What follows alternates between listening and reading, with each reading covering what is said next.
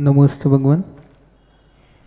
7 प्रतिमा और धारी। ऐसे तो दूसरे और कितने सारे लोगों ने माया महा ठगनी अब हम जानी, तो मन की जो चंचलता है इसको ही माया कहा है, या फिर जो ये कुछ बाह्य रचना है पुद्गल की, ये सब माया कहा है। नमोस्तु भगवान। शुद्र जल वाला या प्रतिमाधारी ट्रेन बस में कुछ खा पी सकता है, जैसे दूध के पराठे बना लिए आदि? बिल्कुल, दूध के पराठे क्यों नहीं खा सकता? हाँ, अब क्या करेंगे अगर समझ लो कि 48 घंटे तक कुछ नहीं खाया, तो भूखे थोड़ी मरेंगे, खा पी के मरो। तो सबसे पहली बात तो यह है कि कोशिश करो कि ऐसा टाइम चुनो, इस ढंग का वाहन चुनो कि बीच में खाना ना पड़े। व्रती को एक जगह बैठ करके, जमीन पर बैठ करके भोजन करना चाहिए। लेकिन तीव्र भाव ना, बस कभी ऐसा ही योग बना और रेल भी ऐसी मिली, समय भी निकला जा रहा है, नहीं चाहा जा रहा है, तो फिर शांति से कहीं रुक गई गाड़ी कुछ समय के लिए, तो अपना शुद्धि वगैरह का ध्यान रख करके और काम चला लो, फिर बाद में प्रायश्चित ले लो। हाँ, और किसी का प्रश्न हो?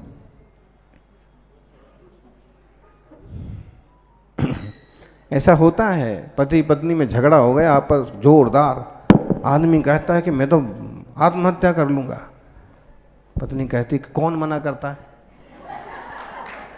कितने बार बोल चुके तुम, करते तो हो नहीं, बोलते बस हो। उसने कहा कि मैं आज कर ही लूंगा, तो उसने कहा कि कर लो, तो उसने कहा कि ठीक है, ऐसा कर पराठे बना दे। तो उसने कहा कि जब तुमको आत्महत्या करना है तो मैं कर लूंगा, जा रहा हूँ रेल के नीचे पड़ के, तो बस तुम पराठे बना दे। तो पराठे क्या के लिए? बोले रेल गाड़ी लेट हो गई तो। नमोस्तु आचार्य श्री महाराज जी। नाश्ता करके खा पी के मरूंगा। नमोस्तु आचार्य श्री। ओम। महाराज जी, काल सर्प योग, काल सर्प दोष और पितर दोष क्या होता है, और इसका हमारे जीवन में क्या प्रतिकूल प्रभाव पड़ता है, और पड़ता है तो इसका उपाय क्या है? पंडित जी को तिलक करो, ये की उपाय है। जब जो पंडित आपको डराएं उनका आप तिलक कर दो, आपका काल सर्प दोष सही हो जाएगा। अगर काल सर्प दोष की बात करो और आप भयभीत होते हैं, तो उसका एक व्यवहारिक उपाय है कि पार्श्वनाथ भगवान की पूजा करो। पहले तो इसको हम समझ लें, काल सर्प दोष क्या चीज़ है। कुंडली में जब सारे ग्रह राहु और केतु के बीच में आ जाते हैं तो आधी कुंडली ही भर पाती है, ऐसे में उसकी जो रचना होती है वो दोष कहलाता है काल सर्प दोष। एक ढंग से जब कुंडली बनाई जाती है तो हमारी कुंडली में भी काल सर्प दोष है, गुरु महाराज की कुंडली में भी। तो ऐसे बहुत लोग मिलेंगे, लेकिन वो कहाँ से कहाँ पहुँच गए। तो ये सर्वथा बुराई नहीं होता है।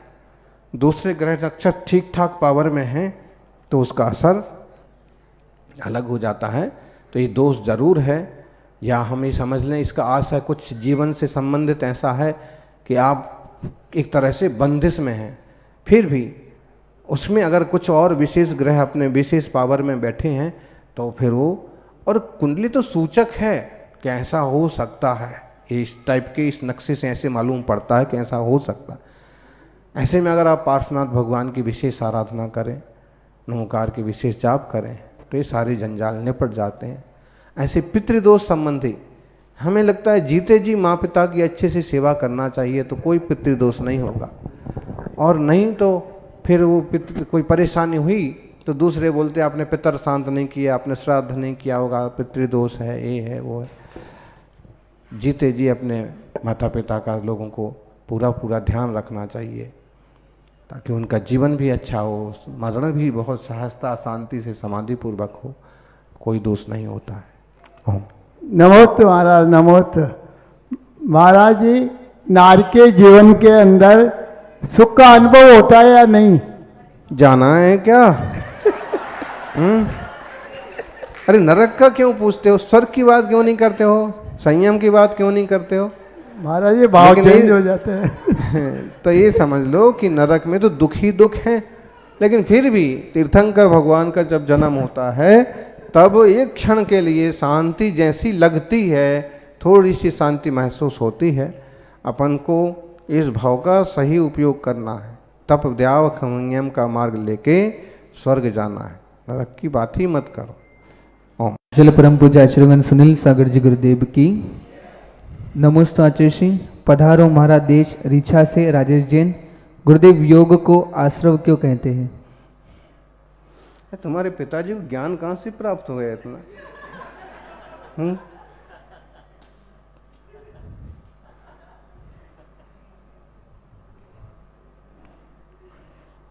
तत्वार सूत्र का 6वां अध्याय बड़ा अच्छा प्रकरण है। आश्रव की चर्चा हुई है और वहाँ शुरुआत ही है, काय वांग मनः कर्म योगः स आश्रवः। मन वचन काय की जो प्रवृत्ति है यही ही योग है। क्यों? क्योंकि जिनके कारण से ही आत्मा से कर्म जोड़ते हैं, या आत्मा शरीर आदि से जुड़ता है, या कोई हमसे जुड़ता है, हम किसी से जुड़ते हैं, तो ये मन वचन काय ही योग हैं। और योगों में जो परिस्पंदन होता है, इस योगों के परिस्पंदन के माध्यम से आत्म प्रदेशों में परिस्पंदन होता है, और आत्म प्रदेशों में परिस्पंदन होने से कर्मों का आश्रवबंध होता है। इसलिए योग को ही आश्रव कह देते हैं। ओम। नमोस्तु भगवान। अरुण बकनामत, महिला ज्यादा बीमार क्यों रहती है? आदमी ध्यान देना कम कर देता है, इसलिए।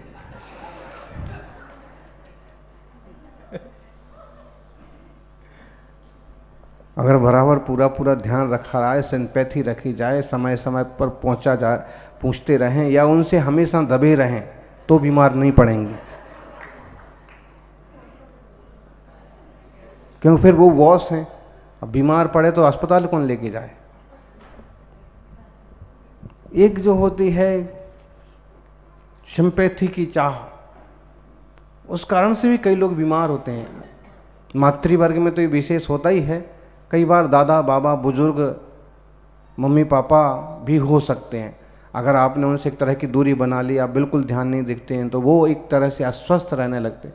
और वो एक तरह सा मतलब कुछ कमी महसूस करना, वो चाहते कि कोई थोड़ी सी बात कर ले, थोड़ी सी पूछ ले। सारी बीमारियां दवाओं से ही ठीक नहीं होती हैं। कुछ बीमारियां होती हैं कि 2 शब्द बोलने से भी ठीक हो जाती।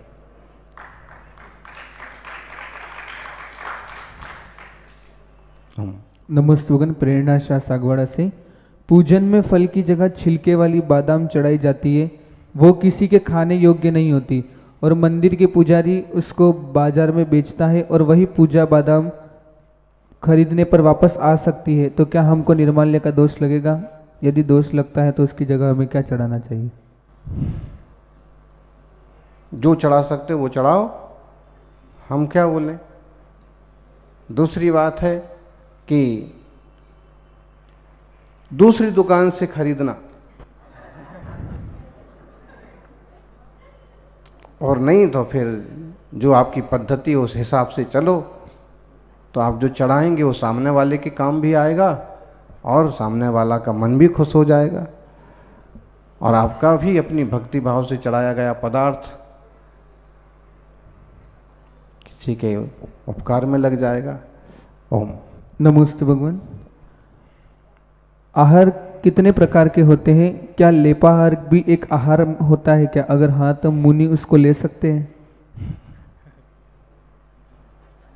कौन से विद्वान का है ये? 2 आहार जो है, यूं 6 प्रकार का भी आहार होता है।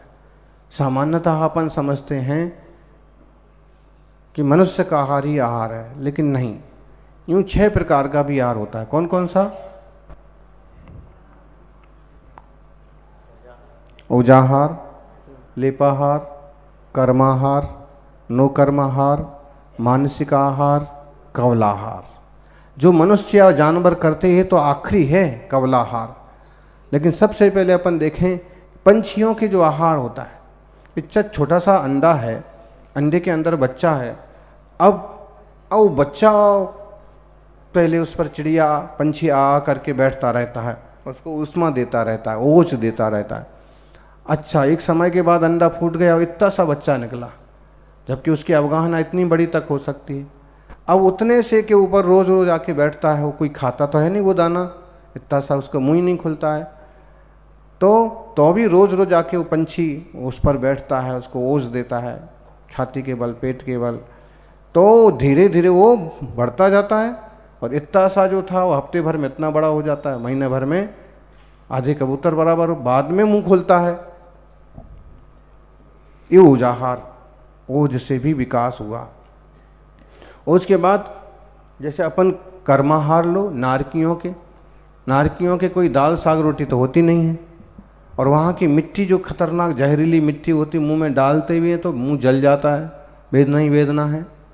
तो कहते हैं नारकियों के मूलतः कर्माहार होता है, कर्मों का आना जाना ही लगा हुआ है, बस आश्रवबंदी हो रहा है। और नो कर्माहार किसको होता है? तीर्थंकर भगवान समोसण में विराजे हैं। अब उनके कबलाहार तो होना नहीं है, कई लोग हैं जो कबलाहार मानते हैं, लेकिन जब मोहनी और कर्म नष्ट हो गया तो अब कबला की कोई बात ही नहीं है। तो वहाँ विराजे हैं और वर्षों तक उनकी दिव्य देशना खिरती है, तो नो कर्म वर्गणाएँ आकर के अपो आप उनको प्राप्त होती हैं, अपन को भी होती हैं। अगर हम 2-4 दिन ना खाएं तो भी नो कर्म वर्गणाएँ, आप देखिए उपवास करने वाले इस मौसम में उपवास भी कर लें तो भी उनका लघु शंका आएगी, पानी का एब्जॉर्बेशन हो जाता है, शरीर में ग्रहण कर लिया जाता है।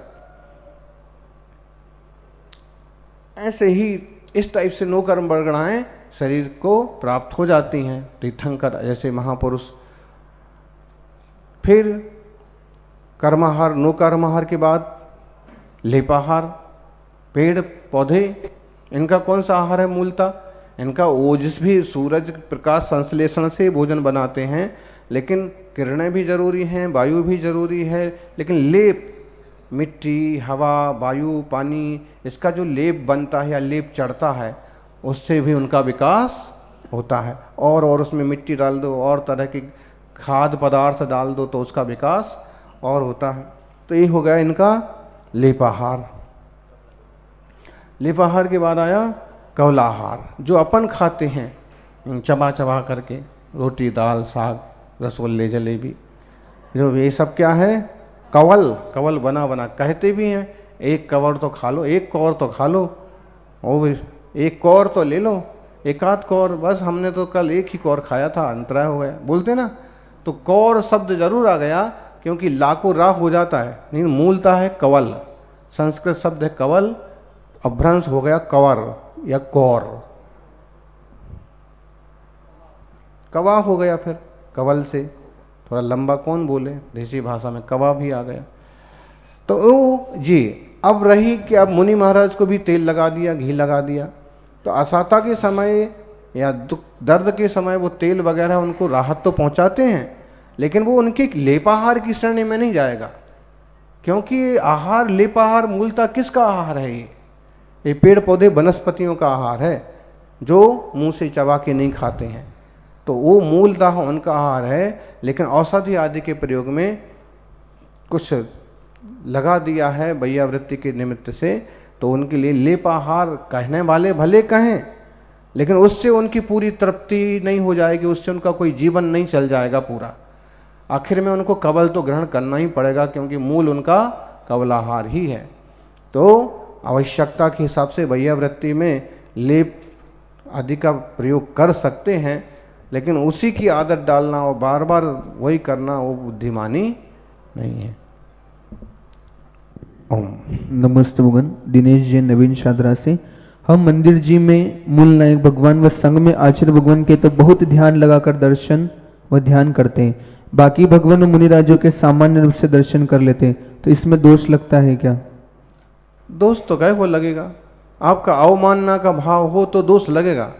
जैसे कुछ लोग ऐसे होते हैं कि गुरु महाराज के पांव छूने के चक्कर में मुनियों के ऊपर चढ़ जाते हैं, इनको पांव लग गया, उनको कोहनी लग गई, उन पर थूक उछट गया, फिर भी भगवान को छूने के चक्कर में छोटे मोटे भगवान यंत्र वगैरह लुढ़क जाते हैं, तो पाप लगेगा। लेकिन आप बिना ऐसे कर रहे हैं, बड़े भगवान को ज़्यादा कर लिया, बाकी सबको एक एक बार करके, तो कोई दोष नहीं है। लेकिन आसाधना यदि करो या आसाधना हो जाए तो फिर दोष लगेगा, प्रायश्चित भी लेना पड़ेगा। कई लोग तो करते हैं आसाधना जबरदस्त। आजकल ये मीडिया पर इतना खतरनाक चलता है, जैसे अब उन्हें अमुक महाराज पसंद आ गए, अमुक महाराज का ही उन्हें ज़्यादा सानिध्य, जिसका ज़्यादा सानिध्य रहेगा उसमें आपकी रुचि लग जाती है। देखो आज हम कोई कहने लग जाए कि ये लोग जो है सब वहाँ चले गए, सब उन महाराज के दर्शन को चले गए, सब माता जी के दर्शन को चले गए, हमारा चतुर्मास काहे को कराया, जब तुमको यहाँ रुकना नहीं था तो मैं वहाँ जाना था, ये में कोई दम नहीं है। अब वो उनसे जुड़े हैं, उनका परिचय हो रखा है, तो उनकी उसमें रुचि है। कल वो तुमसे परिचित हो जाएंगे, तुम में रुचि होगी, तुम्हारे पास आएंगे। तो ये बात है। तो अब जिनकी रुचि हो गई, तो अब भी दूसरे महाराज या दूसरे साधुओं की जिनकी कुछ वृद्धि या तरक्की हो रही या नाम हो रहा, तो कुछ ना कुछ विलैम लगा के, कुछ फोटो खींच के, खोज के, और कुछ ना कुछ कैप्शन लिख करके और कोई पंथी बना करके कुछ ना कुछ आसाधना कर रहे हैं बिना मतलब। आपकी जिनमें रुचि है, श्रद्धा और प्रेम है, आप उनका प्रचार करो, लेकिन दूसरे मुनिराज के लिए कुछ भी हैं ऐसे गंदे गंदे कठोर शब्द लिख देंगे। और अपने दिगंबरों में ऐसा, दूसरों की तो क्या बात करें, अपने यहाँ भी ऐसे करने वाले हैं छोकरे छोकरियाँ। अच्छा, और संप्रदाय की बात देखो तो एक दो ना समझ श्वेतांबर बंधुओं में भी निकल पड़े, क्यों दिगंबर मुद्रा पर ऐसे खतरनाक आक्षेप कर रहे हैं, क्यों उन्हीं में जो समझदार हैं वो ही स्वीकार नहीं कर पा रहे कि तुम ऐसे कैसे कह सकते हो। दिगंबर मुद्रा तो महावीर स्वामी ने जीवन पर्यंत स्वीकार की। अगर उस मान्यता से भी देखें तो शुरू के समय देवदूष्य वस्त्र रहा, बाद में तो वो भी नहीं रहा। तो उसी में 90% लोग उनकी बात को स्वीकार नहीं कर रहे कि ऐसा तुम ब्लेम कैसे कर रहे हो, कैसे झूठे झूठे फोचूर समाज में फैला रहे, समाज में विद्वेष क्यों फैला रहा है। लेकिन फिर भी वहाँ दो चार कीड़े हैं, यहाँ भी दो चार कीड़े हैं। यहाँ फिर मुनिराज इनको ये पसंद आ गए तो इनकी ही वाहवाही करना है, और जो कुछ ज़्यादा निकल गए प्रभावना में तो अब उनकी टांग खींचना, तो कुछ भी विलैम, कुछ भी फोटो खोजना, फिर भी उस पर कुछ कैप्शन लिखना, फोटो जोड़ देना, उसके साथ गंदा कैसा भी गाना जोड़ देना। हमारे लिए बता रहे थे कोई महाराज जी आपका शिव जी के साथ आपका फोटो है। तो आप क्या करा जाए अभी बताइए। योग बन गया होगा, कुछ बैठ गए होंगे, थक गए होंगे, गए होंगे। हाँ हाँ जी माता जी, तो कहीं भी हो सकता है, रास्ते चलते भी हो सकता है। सहज रूप से आप समझ लीजिए जनता है, पानी बाहर, पानी बरस रहा है, पानी भरा हुआ है बाहर, बैठने की कोई जगह उचित नहीं समझ में आ रही, तो फिर उसको ऐसा तमाशा बना दिया बिल्कुल कि सबसे ज़्यादा मिथ्या दृष्टि, सबसे ज़्यादा अनाड़ी हैं तो सुनील सागरी हैं। अरे भाई तुम कितने पंथी हो, हम तो पढ़े ही सागर विद्यालय में, पैदा ही उस देश में हुए जहाँ तुम जाकर के गाने गा रहे हो। लेकिन फिर भी ठीक है। ओम।